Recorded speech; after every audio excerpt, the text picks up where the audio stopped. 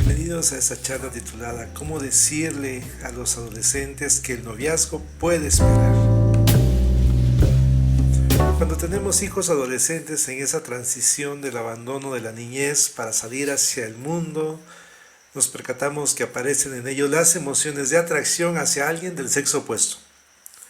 En la fe cristiana nos preguntamos si debemos permitir que nuestros adolescentes experimenten una relación de noviazgo o se los debemos prohibir. Aunque en ese tema, más que prohibición o permisividad, lo que nos compete es ser luz para nuestros adolescentes. Y si, ante el tema del noviazgo en la adolescencia, tomamos esa actitud, podremos reducir más nuestro enojo, preocupación y demás emociones no muy gratas. En cuanto a hacer luz, hay dos agentes que funcionarán como guías. Uno de esos agentes es la pastoral, quien provee los conocimientos bíblicos, la orientación espiritual, emocional. La voz de la pastoral no debe ser condenatoria, sino una voz alentadora, una voz formativa, una voz que guía y no da lugar a la coacción. El otro agente que provee luz recae en los padres. La dinámica familiar en la cual los padres proveen disciplina, seguridad, provisión, es una excelente luz. Tenemos entonces la pregunta, ¿pueden los adolescentes experimentar el noviazgo? Para responder a esta pregunta, en mi papel de agente pastoral quiero sentar bases bíblicas y algunas consideraciones derivadas de los tiempos de consejería que he tenido con adolescentes. Para empezar, no tenemos un texto bíblico de provisión. Ojalá lo tuviéramos, para así poder hacer uso de ese texto e invitar a nuestros adolescentes a obedecer al Señor. Entonces, si no tenemos algún texto bíblico, ¿significa que debemos permitirlo? Tampoco. Significa que nos debemos olvidar de buscar la provisión en la Biblia y deberíamos orientarnos a buscar lo que sí dice la Biblia en cuanto a nuestro quehacer con las generaciones más jóvenes. En Mateo 19:14 nos encontramos esas palabras de Jesús. Pero Jesús les dijo, dejen que los niños vengan a mí, no los detengan, pues el reino del cielo pertenece a los que son como esos niños. Con las generaciones más jóvenes tenemos un deber. Debemos permitirles que vayan hacia Jesús. Debemos quitar toda barrera que se interponga entre ellos y el reino de Dios que les pertenece. ¿Cuál es ese reino de Dios? Me gusta definir el reino de Dios a través de dos palabras, justicia y misericordia. Y estos dos conceptos son las características de todo lo que invade el reino de Dios, y esto es el amor. ¿Qué es el amor?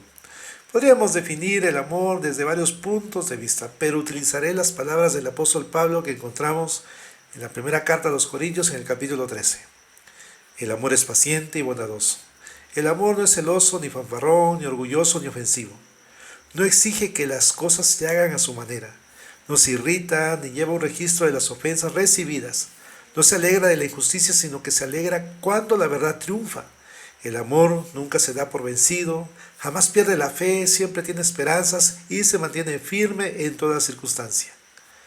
Para llevar el reino de Dios a nuestros adolescentes tenemos que utilizar la vía de la instrucción. Proverbios 22:6 enfatiza ello con estas palabras. Instruye al niño en el camino correcto y aún en su vejez no lo abandonará. ¿Cómo llevar a cabo esta instrucción?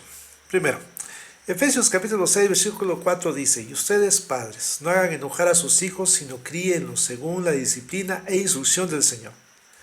La palabra instrucción tiene que ver con el razonamiento.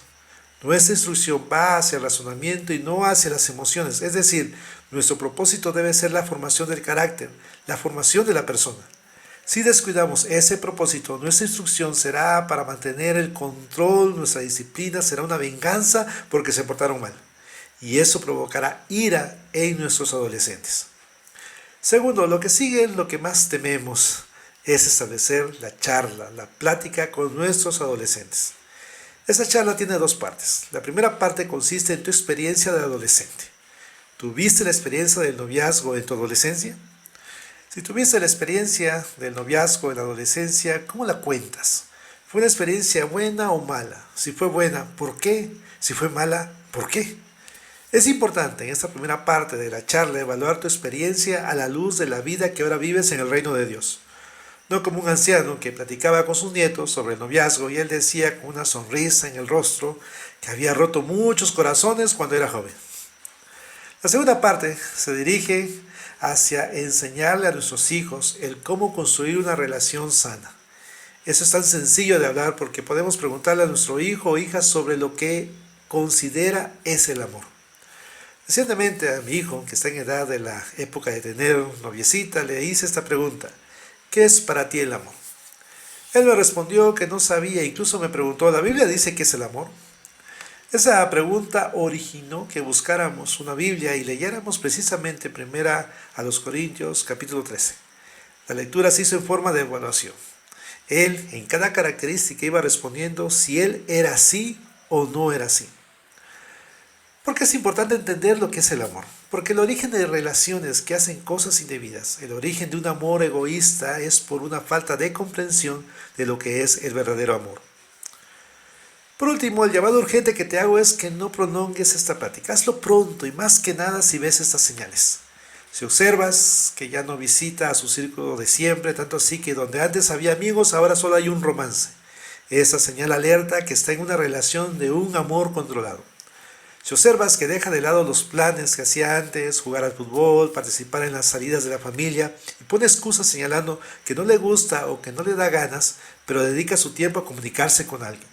Si observas que baja su rendimiento escolar, si observas que pasa muchas horas en el baño arreglándose, mirándose en el espejo para luego decir que no se gusta a sí mismo, que nada le queda bien. ¿Qué resultará de la plática? Surgirá la instrucción, el razonamiento, la reflexión. Al terminar la plática, no esperes que tu hija diga: tienes razón, no voy a tener novio nunca en mi vida. Si esperas una respuesta así y no la hay en ese momento, no sientas que has perdido la batalla. Deja que tus hijos asimilen y evalúen lo aprendido. Permite que el Espíritu Santo dirija sus vidas. Mi hijo terminó diciendo: no tengo novia. Antes había tenido algunas. Y sigue diciendo: aunque ahora sé cómo se puede tener una relación sana. Nos vemos en el próximo podcast de Charlas de Comunidad Sanadora.